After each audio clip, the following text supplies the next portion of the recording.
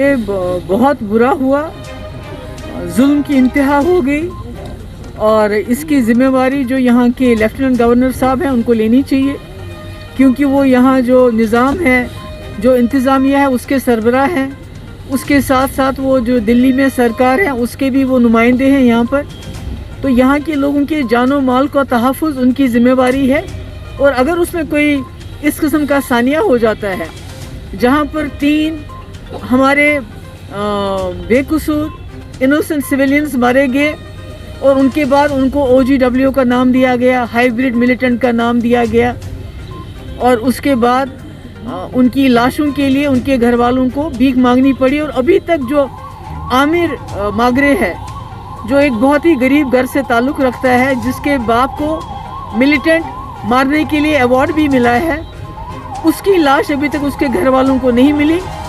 तो मेरा ये कहना है कि इस किस्म के जुल्म सितम से जम्मू कश्मीर में हालात सुधरेंगे नहीं बल्कि और बिगड़ जाएंगे, और जो दूरियां हैं मुल्क और जम्मू कश्मीर के बीच में वो बढ़ जाएंगी। और ये तशद्दुद अगर इसी तरह से चालू रहा तो मुझे लगता है कि आने वाला जो वक्त होगा वो बहुत ही जो है ख़तरनाक होगा।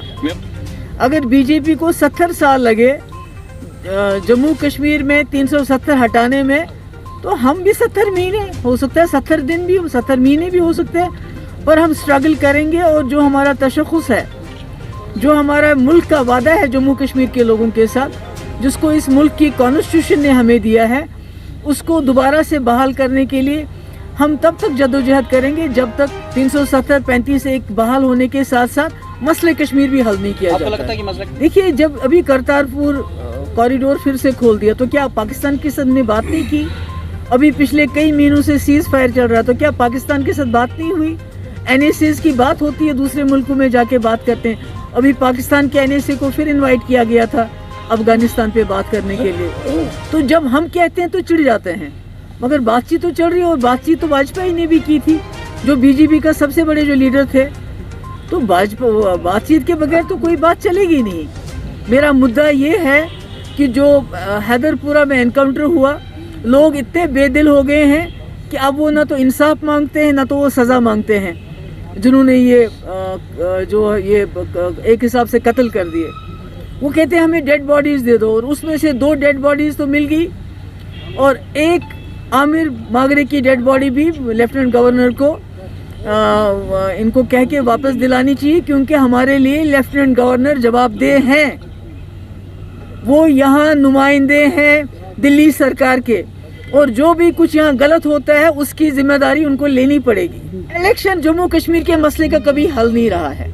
इलेक्शन आज हो कल हो, वो होते रहेंगे, आते रहेंगे, जाते रहेंगे। हाँ, बेचारे लोगों की जो रोज़मर्रा के रोटी, कपड़ा, मकान, सड़क, पानी, बिजली के लिए ज़रूरी है, मगर इलेक्शन मेरी तरजीह नहीं है। जब होते हैं तब होते हैं, हम उसके लिए तैयार। कोशिश ये है मरकज़ की तरफ से कि जितना हो सके जो मेजॉरिटी है उसके वोट को डिवाइड किया जाए।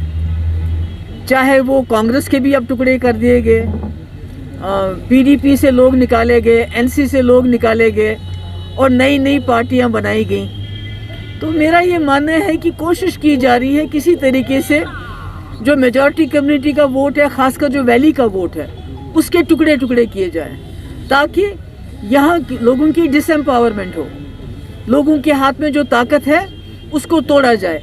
पर मुझे ये यकीन है कि कश्मीर के लोग सियासी तौर पे बहुत बालिग है, वो समझते हैं इस चीज़ को, और जब वक्त आएगा तो वो सही फैसला करेंगे। इस बात पे मैं क्या कहूँ, ये तो हमको सहना पड़ेगा, क्योंकि अगर हम किसी चीज़ के लिए लड़ने के लिए निकले हैं, अभी परसों मेरे भाई को बुलाया, उससे पहले मेरी माँ को बुलाया, उससे पहले मुझे बुलाया, ये तो धमकाने वाली बात है ना कि आप या तो खामोश हो जाओ या हम आपको जेल में डाल देंगे।